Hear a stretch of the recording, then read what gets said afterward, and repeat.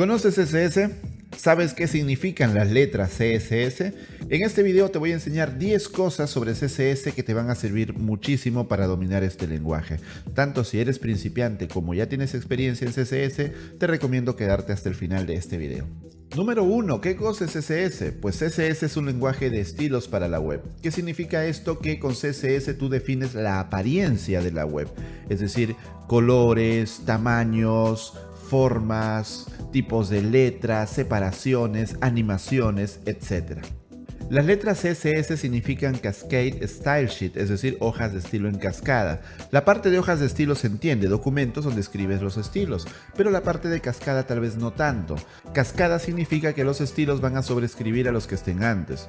Por ejemplo, si en la línea 1 un estilo dice Color Red y en la línea 10 dice Color Green, como esta línea 10 vino después, va a sobreescribir a la anterior. ¿Para qué se hace esto? Pues porque se buscaba que los usuarios puedan también modificar los estilos de la web que estaban viendo, principalmente por temas de usabilidad, por ejemplo, aumentar el tamaño de la fuente para quienes tienen algunos problemas visuales. Entonces la idea era que si yo añado nuevos estilos, estos puedan sobreescribir los que ya había. La organización encargada de los estándares de CSS es la W3C. Número 2. ¿Cómo es la sintaxis de CSS? Debemos empezar diciendo que CSS no es un lenguaje de programación, por lo tanto su sintaxis es sencilla. En CSS el código se divide en bloques, cada uno de estos bloques se llama regla. La regla está dividida de dos partes, el selector que indica qué elemento HTML es el que va a recibir los estilos y el bloque de declaración que se nota por las llaves y dentro de las llaves van líneas. Cada línea se llama declaración y cada declaración está dividida en dos partes, en la propiedad y el valor. Y estas se separan por dos puntos. La propiedad, su nombre lo indica, es la propiedad que vamos a manipular y el valor es el valor que va a tomar esta propiedad. Ejemplo, si la propiedad es color, significa que vamos a manipular el color. Y si en valor le ponemos yellow, significa que el color será amarillo. O si le ponemos green, significa que el color será verde. Así es como funciona. Número 3. Como CSS no es un lenguaje de programación, tiene una curva de aprendizaje sencilla. Sin embargo, aquí hay una trampa. Porque al no ser un lenguaje de programación no te van a saltar warnings, alertas, errores. Entonces tú vas a poder escribir código y más código y más código, código basura que no sirve para nada, pero como no hay ninguna alerta, ningún error, ninguna notificación, tú sigues escribiendo y al final CSS se convierte en un monstruo inmanejable.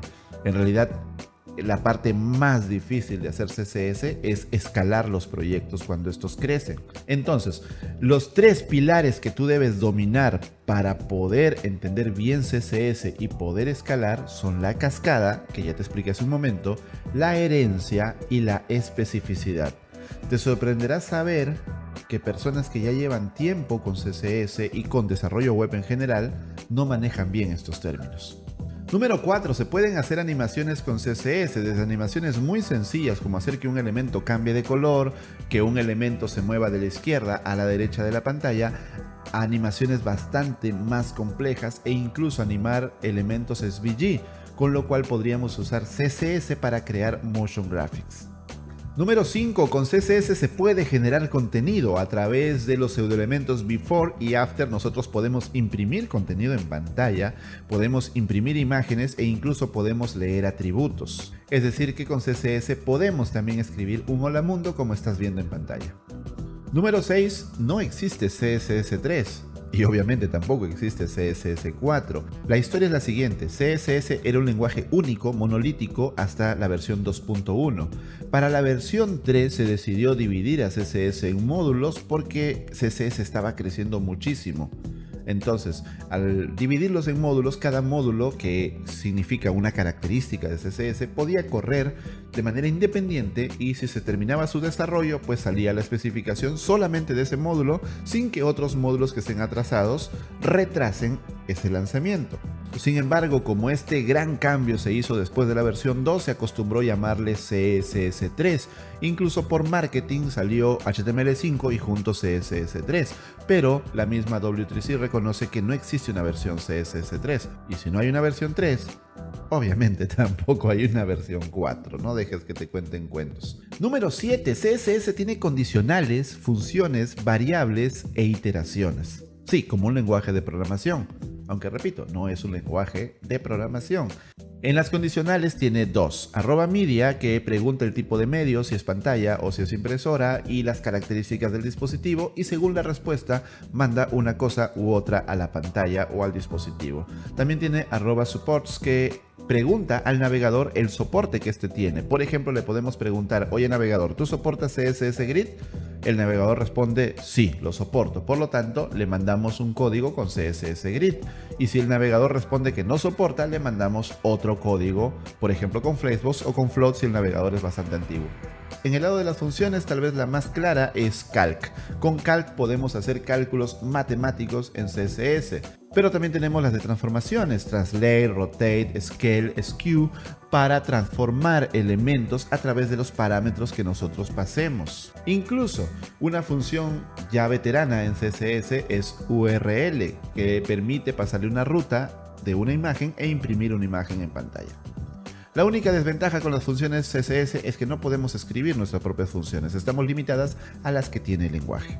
En el lado de las variables ya tenemos variables y son compatibles con todos los navegadores. Nosotros podemos escribir las variables, utilizarlas después, incluso hacer operaciones matemáticas con esas variables y leerlas y manipularlas con JavaScript. Y por último, las iteraciones.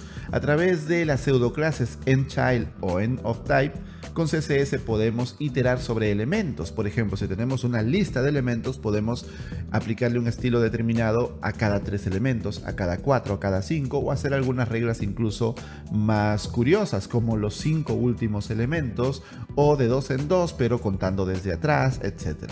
Número 8. CSS ha avanzado tanto que puede hacer cosas que solamente Photoshop podría hacer. Por ejemplo, CSS puede recortar imágenes. CSS puede desaturar o saturar imágenes, o incluso cambiar la tonalidad del color de las imágenes. También puede desenfocar imágenes.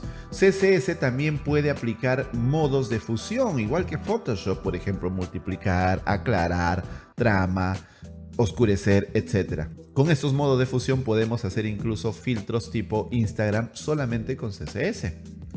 CSS también permite hacer degradados de color, degradados lineales, degradados radiales, e incluso en una sola declaración combinar bastantes degradados para crear efectos bastante bonitos. También tiene máscaras.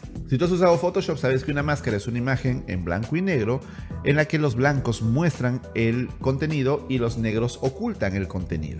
Y CSS también tiene sombras. Tenemos Box Shadow para darle sombra a las cajas, Text Shadow para darle sombra a los textos y Drop Shadow para darle sombra a las imágenes.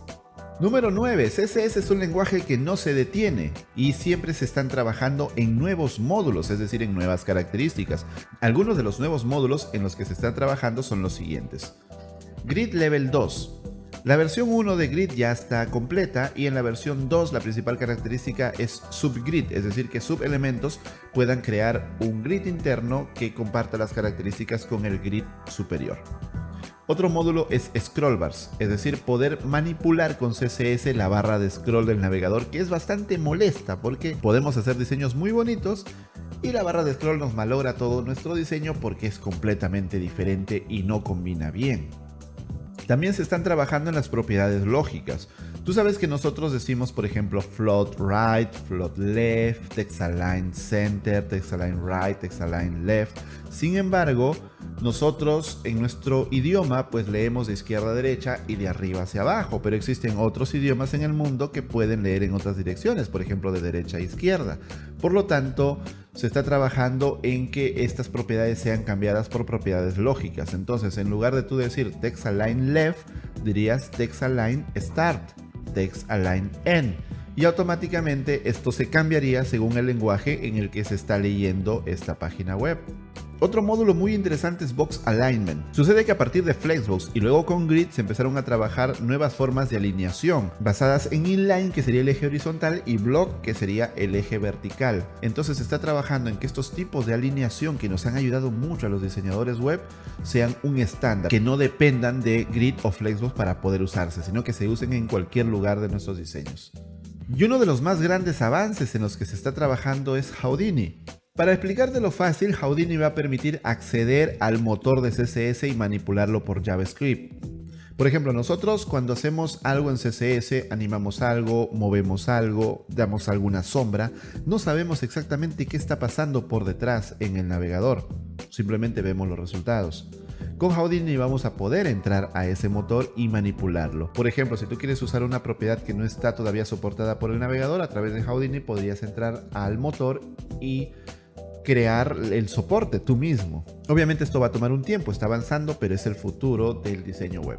Y número 10, CSS es una tecnología que crece muchísimo, muy grande. En la foto estás viendo las ediciones de la guía definitiva de CSS de Eric Meyer, una de las personas con más autoridad en este lenguaje en el mundo, y él tuiteó esta foto mostrando pues la versión anterior de su libro y la versión actual de la guía definitiva de CSS. Tan solo ver la cantidad de páginas nos demuestra cuánto ha crecido este lenguaje y cuánto hay por aprender. Así que cuando alguien te diga que CSS es un lenguaje que se aprende en una mañana porque no es un lenguaje de programación, puedes mostrarle esta foto para que vea que no, realmente es un lenguaje bastante complejo. Pero a la vez hay una gran ventaja. Este crecimiento del lenguaje nos permite ahora hacer cosas que antes eran casi imposibles. Y número 11, bonus. Puedes aprender CSS completamente gratis en Edeteam. En Edeteam tenemos uno de los mejores cursos en español de CSS. Yo diría que es el mejor, pero a ti te toca decidir si es o no es el mejor. Pero es uno de los mejores por la cantidad de comentarios que nos dejan, por las calificaciones de los usuarios y también porque siempre ha sido el curso más vendido en la plataforma de Edeteam y lo hemos liberado completamente gratis para toda nuestra comunidad. Pero también tenemos otros cursos de CSS en nuestra plataforma. Puedes aprender Flexbox, puedes aprender CSS Grid, puedes aprender animaciones con CSS, puedes aprender Responsive Web Design e incluso puedes aprender Sass, que directamente no es CSS, pero es un preprocesador que convierte a CSS en un lenguaje de programación. Entonces te esperamos en nuestra página web para que conozcas los cursos que tenemos disponibles para ti, porque tu futuro te está esperando.